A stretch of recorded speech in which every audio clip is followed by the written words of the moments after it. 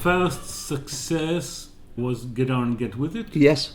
It's not original. Not original. It was a song that Little Richard did in America. He didn't write it, but he performed it, and Noddy, our singer, really liked Little Richard because he was like, get out, he's a really powerful singer.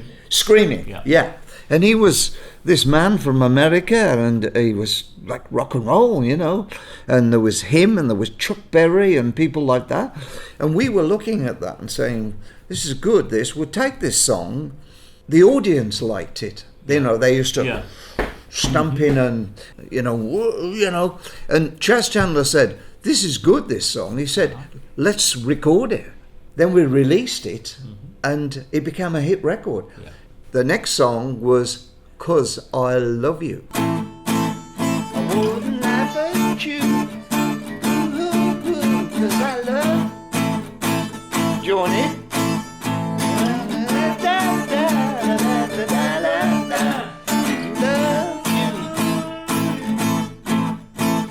It was too soft for you. It was soft. Yeah. It was soft. Yeah. But it was a big number one. You added the boots. Yes, the clapping. We added the boots. Yes, it was soft. Yeah. So we made it go a bit sort of marching, Yeah. And Chas said, it's putting the Slade stamp on it, you see. You know what I mean by stamp? Yeah. And make it Slade style, but it was very tuneful, like a pop record with the, and all this clapping.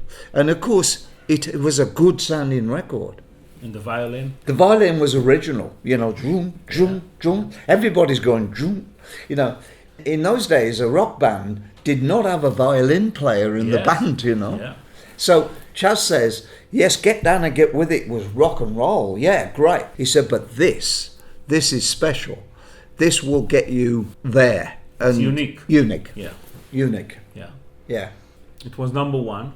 Number one? How can the four members of the band deal with this success?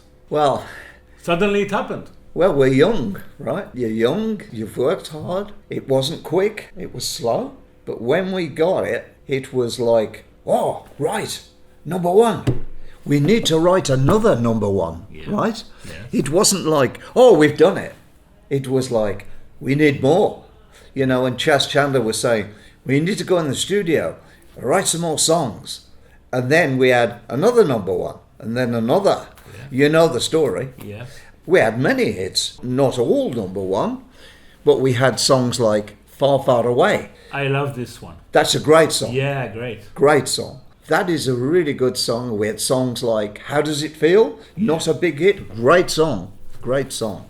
And then we had My Friend Stan, and we had In for a Penny, I can divide your hits to two parts. The guitar, with the heavy guitar, and the piano. Correct. Yeah? Yeah. Every day. Yeah, dun, dun, dun, dun. Yeah, I know. Yeah, How Does It Feel? How Does It Feel? For a Penny. Yeah. In the other side, Mama We Are Crazy Now. Come On, Feel the Noise. Come On, Feel the Noise. Yeah. Take Me Back Home. Take Me Back Home. Yeah. Oh, you know them, though. Yeah. Yeah, it's good stuff. And, of course, the Christmas song. This is your bestseller. That was huge, huge hit. Yeah. The first time, and every year. It's part of Christmas now. It's become a Christmas special, Yeah. We only did it because we thought it was a good idea. We didn't know it would be so big. We didn't know that. Yeah. In our last radio show, we played the Oasis version. Did you? Yeah. All right. Yes. After many times Slade. Yes. Playing Slade. Yeah. Just to have something different. Yeah. That's good. It's a lovely acoustic version. Yeah. In the mid-70s, there was a period when you didn't have such a great success from the early 70s. That's right, yeah. How it happened and how did you feel when something doesn't work? It was difficult. 73 was fantastic. Yeah. Number one, biggest band in the world, really. The most popular, everything was right. But then 74 was a slight change, We brought Far, Far Away every day. Far, Far Away was number 2. Yeah, and Every Day was number 3. Correct. It's a great success. Even in something different from the early songs. Yeah, because the band, Slade, have always been a group that liked ballads and liked melancholy. Maybe we were looking at something in another direction, whereas people in 73 were all about, come on, feel the noise and the rock. But I think, all the things that happened in 73, you cannot maintain to have that success continually. There comes a point, you see, with every group, that's the Beatles, the Stones, where you reach a point where people are wondering what you're going to do, Can you continue this path? No band can. It will change. Then maybe things don't become such a hit, It's not because the songs are not good, it's because people change. Yeah. It's an evolution of sound, and we probably could have continued to do that. A lot of other fans would say, the best was Noise and Mama and The Fist, the album, Slade. Yes. And all that, and that's great. But I think 73 was when the band were a live group, playing, energy. The records reflect that. Whereas the everydays and the far, far aways are more studio, more sort of easy, but good songs. Yes. But you're looking at something different. Same as the Beatles.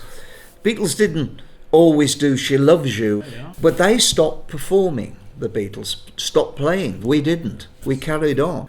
But you see, what happened for us, which is remarkable, is in the late 70s, most people thought we were finished, right? And I thought we were as well. But we were to do a show, I don't know if you know this, but in 1980, we were to do a special show. Instead of Ozzy. Correct. Yeah. And that special show brought all the people to it. And it was like, this is Slade, this is what we bought at school. Suddenly it was like we were back, And then what happened then was it went on to bigger success. My Oh My was number one in a lot of countries. Yes. And Run Away, with the violin again. So we had a big success in the States. Yes, and it was a hit record in America. Maybe the biggest one I think so. In the States. Well, America was hard for us because some people say we went too soon because America was still into kind of long music and, and smoking, and it was a lot of problems. But the bands that were watching us in the 70s who loved us was Kiss. They will tell you that they put our records on to get inspired, Yeah. And I think that's interesting, don't you? Because they made it, right? But they say that the influence comes from us, So Aerosmith? And Aerosmith, yes. yeah. But also worked with ZZ Top in America. Yeah. We had a lot of good shows. We just didn't get the chart success. Maybe we were too British, I don't know, Or maybe the opportunities weren't right. It's hard to say why we didn't, But we went back in the 80s and we went on tour with Ozzy. It's funny though, isn't it? We went on tour. And then our bass player became ill, so we had to stop playing. We had to go back to England because he wasn't well, so we had to stop continuing on, you see. And then, sadly, as you know, the band broke up, sadly. But I have carried on with Don and kept the music alive. You mean in the 90s? Yeah. When I reformed the band, I spoke to Nod. I said, look, you don't want to do it, but I do, And the music's bigger than any one of us, So it's a bit like people want to hear it. Yeah. And they do. I mean, in Europe, I pay to thousands of people, Yes. Because we call it nostalgia. Yeah. You maybe call it something different here, but it's all about memories.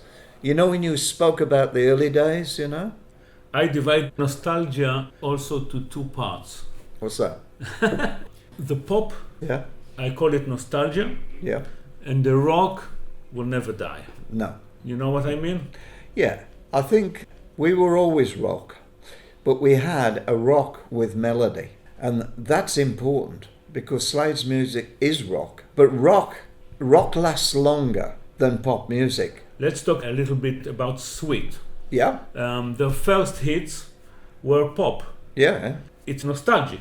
Yeah. They don't play it anymore. No. Because it's nostalgic. Yes. They play the rock ones. Yes, I know. I think it shows what is the difference between nostalgic pop and rock that will never die?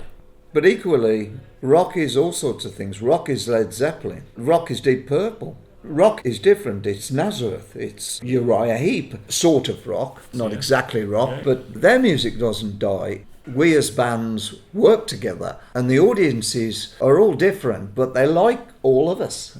Good music, which has affected people, has a lasting appeal. You see, because good music is when you're young and you like it, and when you want to feel good as you get older, you put that music on, don't you? You listen to it and you go, oh, I know what I was doing then. So you become nostalgic because you want to look at when you were young. Everybody does it. It makes you feel young. I mean, I'm 72, right? But in my head, I'm young, in my mind, because I play the songs which give joy to people. And their joy is passed back to me. You'll be forever young, because you are dealing with music. Yeah, I'm dealing with life, really. I think in the last 50 or 60 years, we've had something happen to all the world which wouldn't have happened before, because before it was jazz. Before that, as always, it was classical music, Mozart and Beethoven and that. But we are the music of a generation of people that we become classical music, but a rock classical music. So we're like the composers of years ago. Yes. Paul McCartney and John Lennon are the composers of this generation, right? Who bring great melody, but it's a different type of music. Of course. I mean, rock and roll is all about physical moving, you know, it's dancing. Classical music is, you sit in a theatre and you've got your thing, oh, you're wonderful, you know, and it's lovely. Yes. But it's not about jumping on your seat or dancing. What I love is swing music from America. I mean, I like Glenn Miller. Yeah. Now, that's war music, but Glenn Miller has swing and it's great music.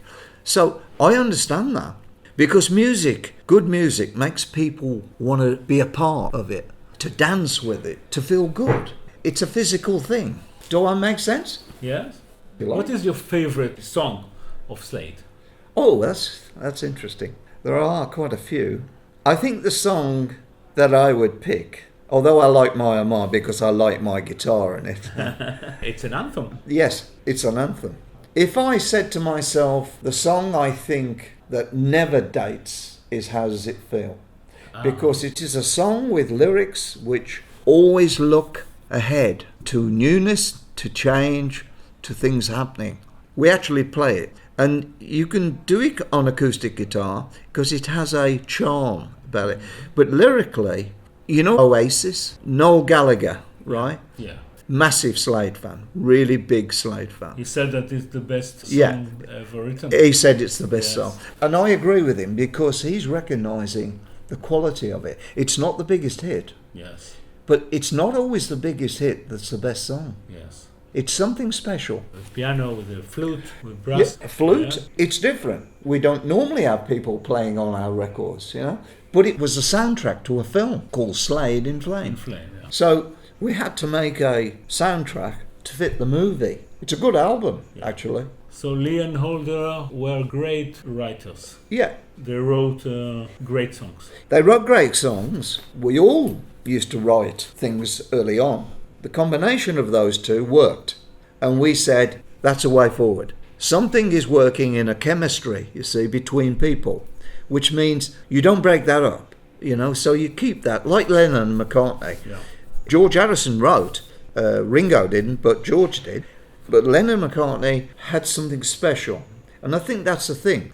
But all of us learned good music from the past.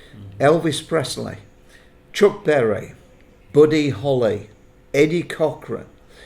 A lot of American artists influenced English music. And there were songs like Rock Around the Clock, Bill Haley and the Comets, comes to England, right? Really peculiar, but it's the dancing again. Chas Chandler said something to us when he first managed us. He said, you want to write your own songs because you've learnt all these songs from other people. Now put those ideas into your own music. And that's what we did. Does that make sense? Yes.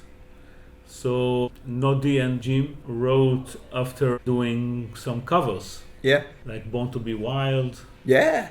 Martha My Dear. Martha My Dear. Yeah, yeah. You got it, yeah. Shape of Things to Come. Shape of Things to Come. Yes. Good record. That's right, we did that one. Yes, that song by Man and Wheel, was it, who wrote that? It was from some soundtrack. It was a good record, that was. Yes, we were trying those things before we did our own. But you know what? It's an interesting little story for you. What? When we did Get Down and Get With It, it was great. We got a hit. But we didn't have a follow-up, right? Yeah. Then one day, Jim and Nod went to see Chaz. And one was playing acoustic and one was playing violin, right? And they said, we've got this song. It goes, I wouldn't laugh at you, you know? When you boo, ooh, 'cause I love you. And they were playing it away there, and la la la la la la, all that, you know. And they stopped, and Chaz went, I think you've written your first hit record. Mm-hmm. He said, in fact, I think you've written your first number one. And he was right. Wow. Yep. Because Chaz knew a good song, because he'd made good songs himself. And he had the ability to produce good songs, which is what he did for Hendrix and what he did for us. What he did for Hendrix? He managed him and he produced him. Hey Joe, yeah. Chaz did all the big albums, Are You Experienced, and all the ones that you've heard. And Jimi Hendrix was someone who was so bizarre. When he first brought him to England and people, weren't quite ready. And then he took Eric Clapton and Pete Townsend to see him play, and they went, this man is amazing. They ran from the stage. Yeah, because this man was, he was burning a guitar, This man was, the thing about Hendrix, he was a great guitarist. He was a blues player, but he had a style, and Chaz produced him. He brought him to England, and he introduced him to people in the business, and he was unique. Mm-hmm. And so were we. We were unique, different. Yeah. When he first saw us play, Chaz said, you're like a breath of fresh air in the business, because a lot of the groups and things at the time weren't that good. It was waiting for something to happen. And I think we were the thing that was going to happen, along with Sweet and along with others. But we came through. Sweet, in fact, had a hit record before us, Coco. Yeah. Funny. All that. I think they had some success before. Yeah. And so did Status Quo. Matchstick Men. Yeah. Yeah. Ice in the Sun, yeah. Status Quo went from that to wearing jeans and becoming whatever you want. They found a style. Yes. Right? And that's the thing. When you hear Status Quo, this is Status Quo. Yeah. When you hear Slade, it's Slade. Well, of course you do. No one else. Okay. Okay.